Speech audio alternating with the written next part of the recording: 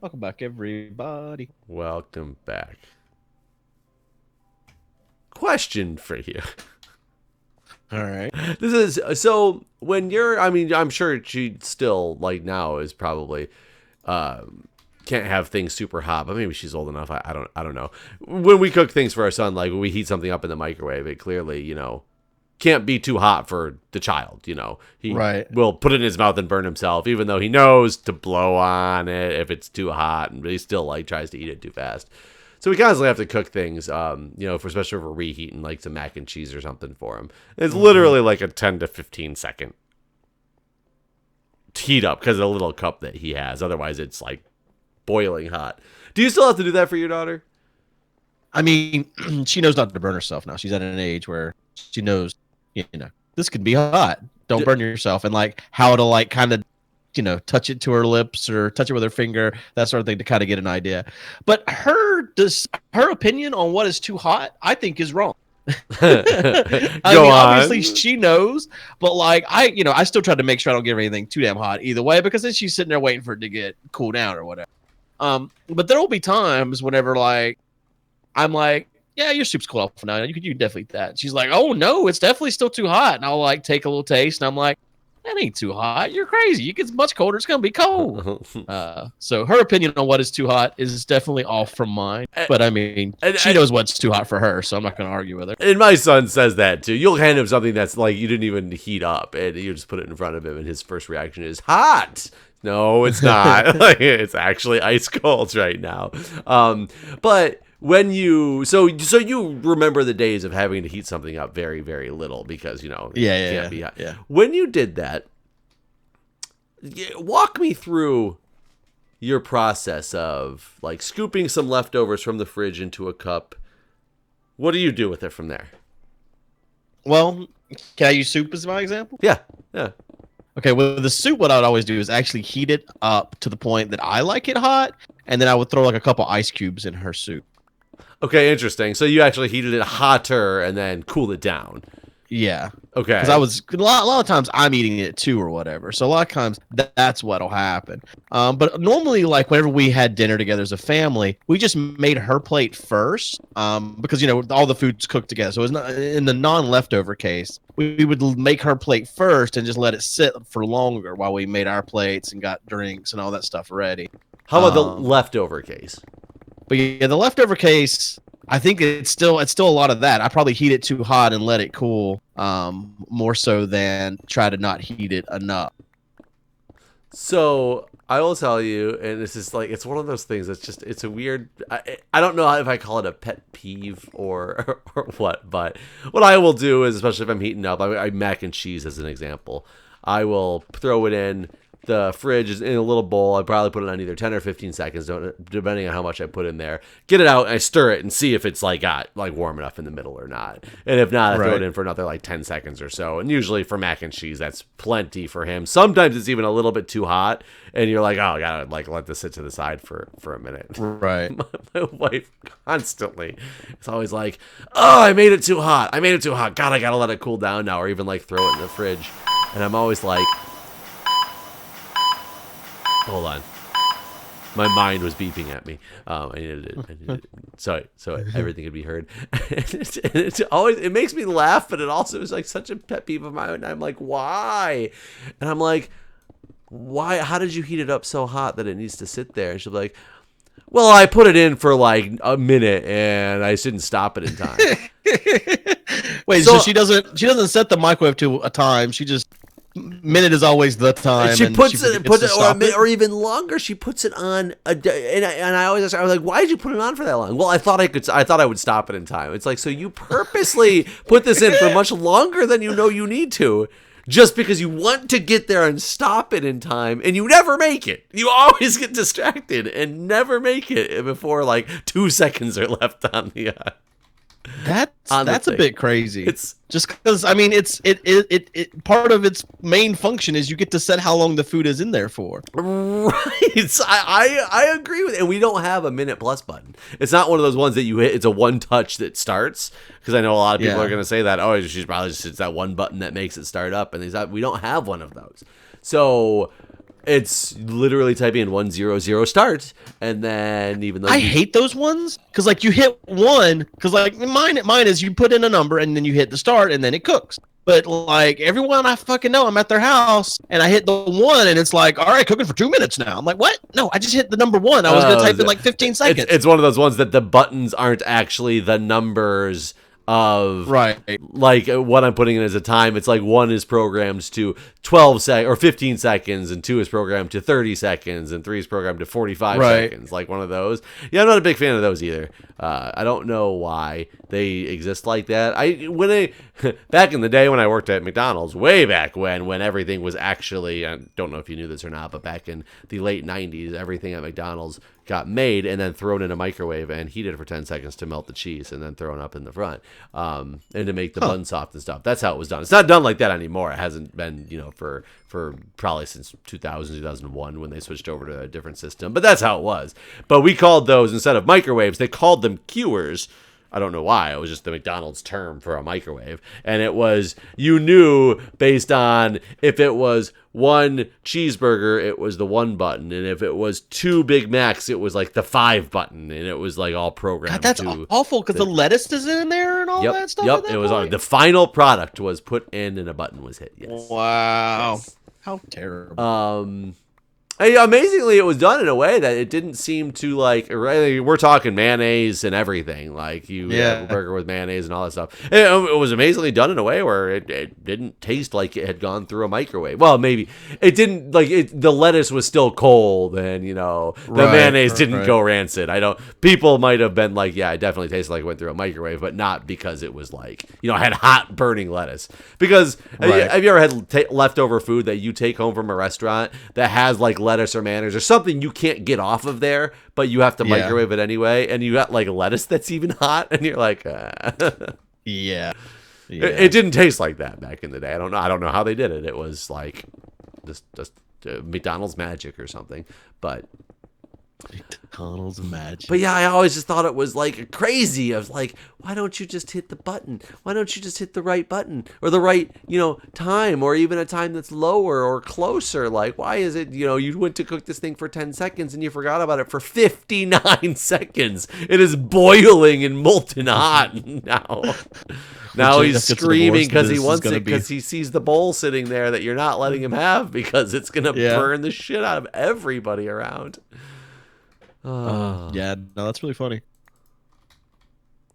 Yeah, if I'm just eating food for just my daughter and not me too, a lot of times when I eat leftovers, it's for both of us. But if it's just for her, then yeah, I try to basically make sure I don't even go past the point where she can just eat it right away.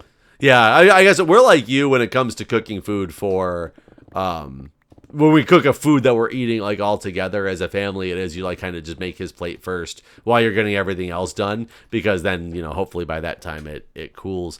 My mom used to give me a hard time when he was really little and he had just started eating like solid food like eggs and stuff in the morning, when he just started doing that.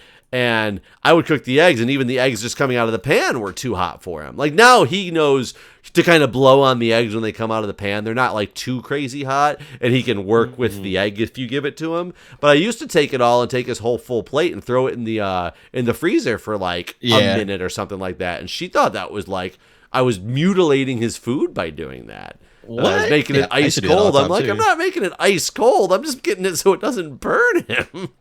Yeah, it just does it faster. No, I've definitely done the freezer thing too. Yeah, so why not? If it's too hot, throw in the freezer. I don't understand. I'm not freezing it. I'm not making an egg-sicle out of the stuff. It's. How old is he now? Is he 3 or is he still 2? Oh, he ain't even 2 yet. 3, right? He's not even 2 yet. He ain't 2 yet. Damn, I've been thinking he was 3. No, he's 22 months. No, it's because he acts like a 3-year-old. When do you stop using months? Probably right when they turn 2. You say 2? Yeah. I think that's about the time frame that months. Oh, you got an Enderman after you. Wait, or is he after me? Oh yeah, he after you. Really? You floated away? I flew away. Because he's running after you on the ground. And he just disappeared. I don't know where he went. Yeah, I would say 2. We might want to do that for Phantoms. Oh, good call. I forgot about those things in this game, and it's definitely been more than 3 nights since we've slept. Surprised they're not here. But it's funny, right when I'm going to get one that's about to be, oh, he's after you. Right when I'm getting one that's going to be, oh, you got him. Off of the month thing, I'm going to have another one that will be on the month thing. Mm-hmm. You realize that this might be the last time we record in a while, right? Yeah, I figured that. I mean, not too long, right? No, it should be like 6 months or anything, right? No, it shouldn't be too long. It should, but possibly a couple of weeks, depending on how the transition's going and all that stuff. But we'll find out. There's also a good possibility that I'll be able to record all next week because nothing will have happened yet. Right. So I remember that happened whenever Jack was on the way. You were like, I might not be here, and you were here for a long time. Oh yeah, well I thought it was just going to be hard. That I thought was good. Like this time it's one of those, I might record all next week because she might not even be delivering yet. I'm sure the week of delivery will probably be a limited recording session. Yeah. No, I thought like he was a scheduled C. You thought Jack was going to come at a certain time and he didn't. No, he was a scheduled C-section. Oh, that's right. I remember that now. Huh. Granted, we might not have scheduled the C-section until. You're right though. I think I did say that because we scheduled the C-section when she was somewhere in her 41st week, which is, for those who don't know, 40 weeks is officially full term, even though you're technically considered full term after like 36. So between 36 and 40, you can deliver without any issues. We didn't schedule the C-section until sometime late in the 41st week, and it was because she was trying to hold out as long as she could because she wanted to go into active labor first because we knew it had to be a C-section. I don't know. It's a woman thing. I don't get it. So we were hoping that she would go into labor before that, and we had a scheduled C-section date for if we didn't, and we went to the scheduled C-section date because there was no labor ever happened since he was upside down. Well, he was right side up, which is upside down when it comes to birthing. That's why I did the C-section, right? Yeah, they America's pussies. They won't do. They won't do.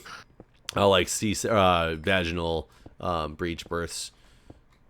Apparently, it's probably safer to do that. Well, apparently, right? Evidence has proven it is not at all. That there's so many more complications with C-sections and there's so much success rate with vaginal breech deliveries in other countries that is actually less safe, according to my wife's research, and she is the doctor, so I guess I believe that research a little bit more than my own research, but. And by my own research, I mean I didn't research it because I didn't really care about the statistics. So, whenever your son goes to kindergarten, do you think you'll know the name of his teacher? Like first name? No, her last name. I would think his so. or her last name. Okay. Why wouldn't I? I the other day when we were selling Girl Scout cookies, one of the dads was talking to my daughter. Ooh, God dang it. And he said, "Oh, my daughter's the same age as you." And I asked him if no, not me, to her. I said he was talking to my daughter. You ain't following the conversations very good tonight. I don't think it's my fault. Heat lamps? And there was a heat lamp on my daughter, you see. And, anyways, and so I asked him if she goes to the same school. And he said she does, and I was like, "Oh, what teacher does she have?" And he's like, "I don't know. I'm the dad." And I was like, "I'm the dad. I know what teacher my daughter has." He's like, I didn't really think about that. I was basically kind of insulting him as I said this. As in my opinion, almost you should, because like, what if an emergency happens and he like races up to the school because he needs to pick up his daughter for something, and they're like, "Okay, what class is she in?" And he's like, "I don't know. I'm the dad." Like, yeah. It's not a legitimate excuse anymore, right? Or especially like, what if he's injured, he's in the hospital, and he's like, "Oh, please go pick up my daughter from school, and she needs me, or she needs to come up here." And they'll be like, "Okay, what classroom is she in? I'll go get her." And he's like, "I don't know." Yeah, no, I was kind of surprised, and then he's like, "I guess I'm a bad dad then." I was like, "I mean, I'm not saying that, just just surprised you didn't know. That's all. Yeah, I tried to be so nice, so he bought the cookies too. my tried to run him off. I just remembered that I have a friend who's a labor and delivery nurse for 15 years, and says that you don't do vaginal breech births in the U.S. because people are too happy. Huh. And I believe that. I definitely believe that. Any type of complication that happens, man, it's going to be sue for it. Immediately malpractice. Yep. Well, I think what happens is, and it's so crazy because I was discussing with some cases that, we have at our hospital going on now, because I have to do a lot of chart reviews and stuff for things like that come in, or we do serious safety events or whatnot, and you have to determine, was it, I just look at the data that's in the chart. I'm not making a determination based on it. I just pass the data over, but I get to sit in on a decent amount of these conversations. And there's a lot of situations in hospitals where people are suing, and a lot of times it's very legitimate because somebody fucked up and either serious injury or death resulted. But sometimes you're like, everything seems to have gone exactly as it should, and there was just unfortunate circumstances. Medicine's not perfect science. It's not going to save everybody. You're just doing the best you can do to save somebody. And sometimes you get those cases and the hospitals will still settle because it's so much cheaper to settle sometimes these lawsuits than it is to drag out a long, drawn-out court battle that if you look at it and don't think you're going to win. And there's very good reason, like in precedent, to show that the hospitals won't win even if you didn't necessarily do anything wrong. So... When my grandma died on my mom's side, the hospital definitely fucked up. Like they never pursued it or anything like that. But they'd given her like an enema because she hadn't used the bathroom in several days. She was unconscious at the time, and then she didn't. Nothing happened, so they ended up giving her 2 more enemas before they realized the first enema had like ruptured her intestines. That's bad. And so they were just like, they were just filling her up with water. It's not water. Not just water. Like it's whatever. I don't even know what it is that's in an enema. I'm so glad I haven't had to give anybody an enema. Yeah. Ordered to a couple times, but luckily they were people who were like in the emergency department, and they were there because they were constipated and they were physically capable people. And what you do when you have that, and it's dignity for the patient as well as yourself, is you say, would you like to administer this yourself? And most of them say yes. And you say, here's the instructions on the box. If you have any questions or need help, let me know. But otherwise, I will leave you to your enema. I just assumed you always did the Nope. Shoving up the ass. Nope. If the person can do it themselves, you're going to let them do it themselves. For one, it makes the patient feel more comfortable, and it makes me feel more comfortable, you know, as the nurse. Right. I don't want to shove things up people's ass if I don't have to. But, you know, I've given a lot of rectal medication. So I've given a lot of medications up the ass. Because an enema would be, like, the least of my, like, real Now, problems. do you have a device, or do you use your finger? Nope. Yeah, you do have a device. It's called your finger, and sometimes some lube. Jesus. That's awful. I mean, the pills, the enema, not enemas, excuse me, rectal medications are designed to be pretty easily inserted up the anus. I remember my mom had to shove something up my ass one time when I was a little kid. I did not know that was a thing until that time, and that was just pure awful. I remember my mom once when I was little giving me something rectally, and I'm not 100% sure to this day why, because I was like, maybe I was throwing up and couldn't keep things down and just don't remember. That's what it was for me. I don't remember being in a state where I couldn't have swallowed a pill, so I'm just like, why? But I guess it could have been, you know, that fact that I was at the time having, you know, too much vomiting or whatever to keep it down. I don't really remember. Oh, how do you swallow pills? With a cup of water. Process it for me. Walk me through the Guude diagram of pill swallowing. Right. So, like, I take the vitamin D. I take 4 pills every day: fish oil, vitamin D, some other vitamins. Anyway, different process. I just put them all in my mouth and I swallow them. All at the same time. Yeah, all at the same time. So you just pop them in your mouth and swallow when you're done, like, or is there water involved? Is water first? Well, I put them all in my mouth, and I put water in my mouth with them and swallow. when I was younger, I remember doing it one pill at a time. I don't know if I had trouble swallowing multiple pills or what, but as an adult, it's just always a baby aspirin. That's one of the things I take every day. And then a multivitamin. That's my 4. But yeah, I just put them all in my hand and throw them all in my mouth all at the same time. Just a swig of water. And as a nurse, I have seen so many people in such ridiculous pill swallowing techniques that it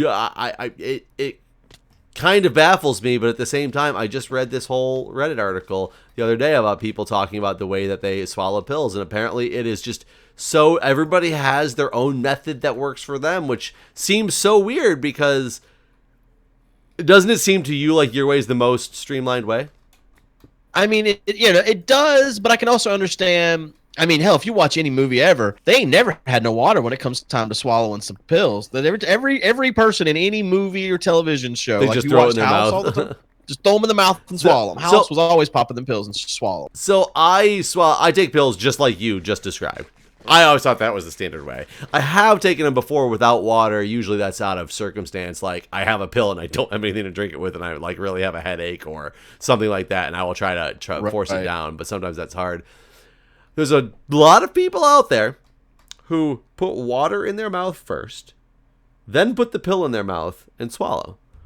Huh. And like you'd be dribbling. Well, and that's the thing that was brought up in this Reddit comment. People were like, I don't understand. Wouldn't you just like you're squeezing the pill in like the hole in your mouth to try not to squirt water out? And they're saying they physically can't, like the taste is so vile to them of any pill, especially uncoated ones, even for the second that it's in your mouth before you can take that glass of water, that they can't do it if they don't have water in their mouth first. I will admit that I hate uncoated pills, like uncoated like Tylenol or whatever. I hate. Yeah, they taste pretty bad, but it's not like I don't know. There's also people who wet pills and then hold them into the as far back in their throat as they can put them before they let it go and try to swallow it down that way. What do you mean by wet pills? They like dip them in it. a cup of They water? like dip it. It's like an Oreo or something. Kind of like an Oreo, yeah. Yeah, that's absurd. I want to see that. I had one guy, and I think I've told you this before, who the juice guy. The juice guy, yeah, and that was just the most baffling thing to me. He just refused to take the pill without juice because. Yeah. The best part was when you didn't give it to him and he like freaked out. Oh god, out. and he was like,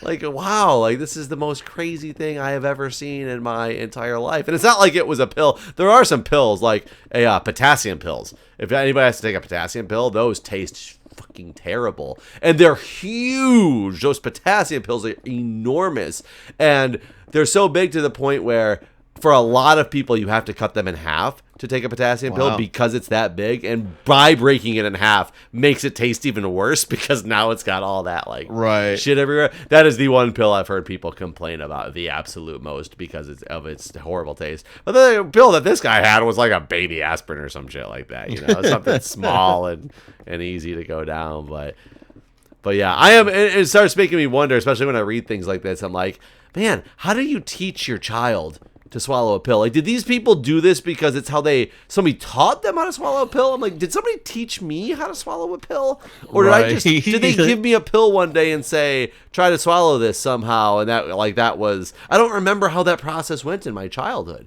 Like, does your daughter swallow pills? I don't think she's ever had to take any pills that weren't like chewable or anything. I don't remember her ever having to swallow anything that I can think of. No. So that hasn't happened yet. Yeah, because I'm wondering, like, how old are you when you start to, like, swallow pills versus take? Because, man, I want my son to learn how to swallow pills way longer, like, before he has to take anything, like, liquid. Granted, I think things have changed a lot now. I know that, like, it's sad because Tylenol, when we have to give it to him because he's got a fever or something, sadly, he likes the taste of it because they add so much, like, this candy sugar type and stuff, sugar flavor to it. Yeah. I don't want him to think medicine is candy. Right. But I understand why they kind of a problem. do that. I remember being a kid and having to sometimes take like cough syrup, and it is the most vile taste. I can't stand cherry candy as a result of cough syrup. Cherry anything, it just reminds me too much of cough syrup. But now the question is, does cough syrup taste like that anymore? Yeah, I don't even know. Or is it like more candied, like, you know, like all the Tylenol? I don't remember Tylenol and ibuprofen being all candy flavored back in the day. Yeah, I don't remember any medicine ever being okay as a child. Yeah, any Like, liquid medicine was the worst thing, and I think that's why I learned how to. I remember knowing how to swallow a pill being pretty young, and maybe that's why I don't remember how I learned how to do it. But I think what my reasoning for learning how to do it was because I didn't want to ever have to take liquid medicine again. yeah, I remember. Yeah, like every kind of medicine she's ever had at this point has all been liquid, and all of them are like tasty. You can smell the tastiness of them. Somebody said cough syrup tastes like strong cherry medicine, and I'm very confused at that statement because wait, what is cherry medicine? And is cough syrup the candy now? Like cough syrup's the candy, and cherry medicine is what you use to get rid of a cough. So, yeah, now I'm curious what that. I don't understand why NyQuil can't make their shit not taste awful. Like, what do we need to do to make NyQuil taste better? Oh, you know what? What is a liquid that I've taken before? And I do think it's what's one of those ones that's supposed to? Is it NyQuil? Something that coats your throat? That might be like Sudafed. Maybe Sudafed. There is something I've taken as an adult. A liquid because like my throat was in a lot of pain and I was told that the liquid form of it was supposed to be way better for it because it like coated your throat and all this stuff. And I remember it being god awful terrible, but I as an adult was like, it's worth it if it's gonna make this pain in my throat go away. Right. Yeah. I hate NyQuil. I took some earlier this week and it was bad. It's always bad. Nice. But the pill form of NyQuil, which are just liquid gels, so there's basically the liquid in little gel cap, are not good. Like they don't work as well for whatever reason. So. Well, and it's funny too when I think of a liquid gel, and you take what 2 of them, it would be a dose. It feels like there's less liquid in the liquid gel than there is. Yeah, in it must be a concentration or something. Take. Because you're definitely right. Like it's not as much as when you swallow. Yeah, it's your got little to be a capful or completely whatever. different concentration in there, or maybe that's why it doesn't work as well as it's not. And it's I have to look that up now. Robitussin. Somebody I remember it. It's Robitussin. That oh my god, it was terrible. Absolutely god awful terrible. But it worked, so I definitely did it, and I did it for like multiple days in a row because I was dying.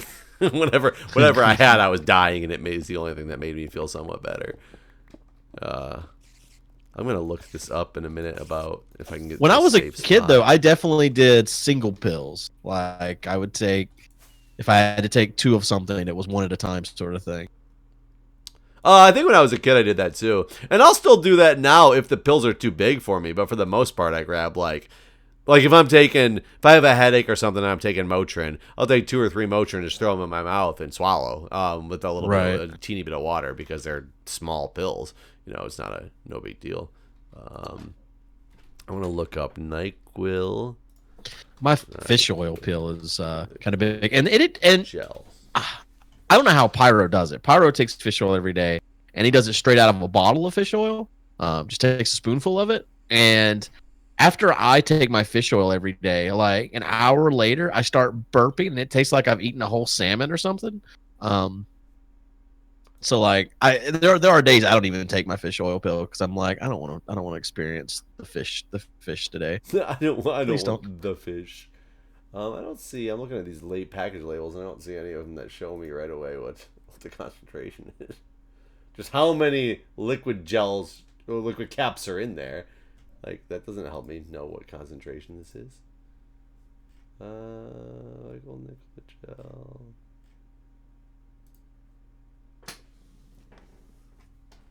What the hell? Why would nothing tell me home concentration?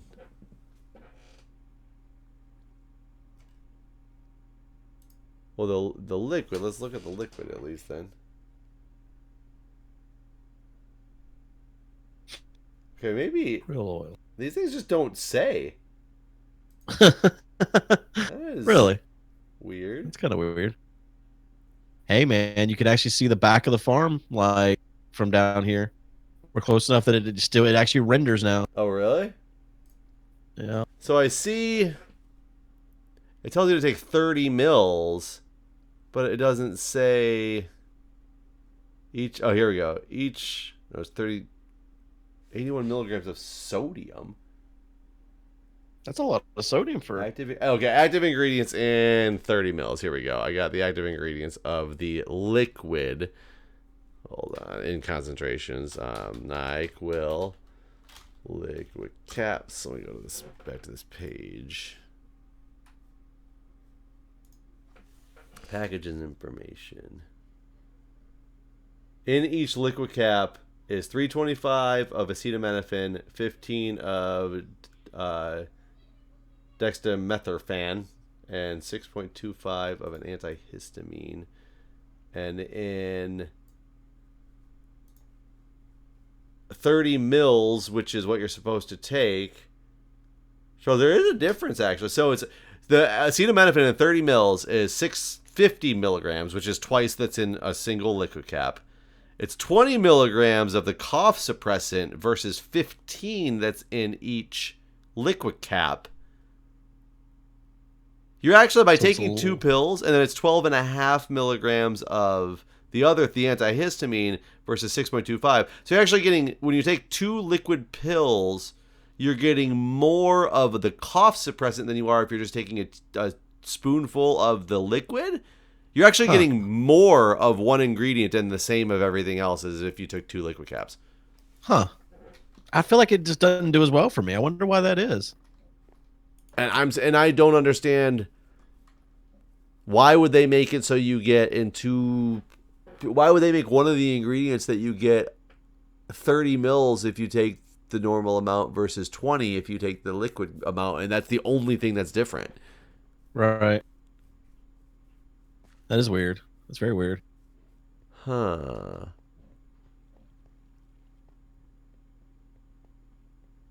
I'm very confused about that. You would almost think that they'd be making one product and it's how they package it. So you'd almost think it was the same liquid, so they didn't have to manufacture 2 different things. They just put it into the caps. Yeah, and it must be unless maybe the coating. Maybe that's what it is. Maybe there's one of the ingredients, the cough suppressant, somehow can form into the coating easier. That lets you swallow it, and that's why there's more of it. Right. Come on, Elytra. I would guess. That's the only thing that I can picture that would make sense in that situation. Wow, I nailed that guy from up here. That was pretty cool. Boom. But yeah, maybe like since it's in pills, it takes longer for it to like get out of the pill and into your body or something. Well, definitely, you definitely would have to break down the outside layer for the rest of it to start working. But in theory, it's got the same, active ingredients. Right. Those things normally break down pretty fast too. Like yeah. I mean, those ones are meant to break down. They're not like the extended release or whatever that are meant to break down in a lower part of the or enteric coated or whatever that are supposed to get through the stomach and not break down until they hit the intestines or whatever. They're meant to break down in the liver. Yeah, we need to move this beacon, huh? The liver, the intestines, the stomach. Wait, what did I say? What am I talking about again? No way, the liver. That's crazy. The heart, the penis. Break down the heart. Right as you're peeing it out, that's when it breaks down. All right. Well, we are out of time yet again. All right, guys. Thanks for watching. We'll see you everybody. next time.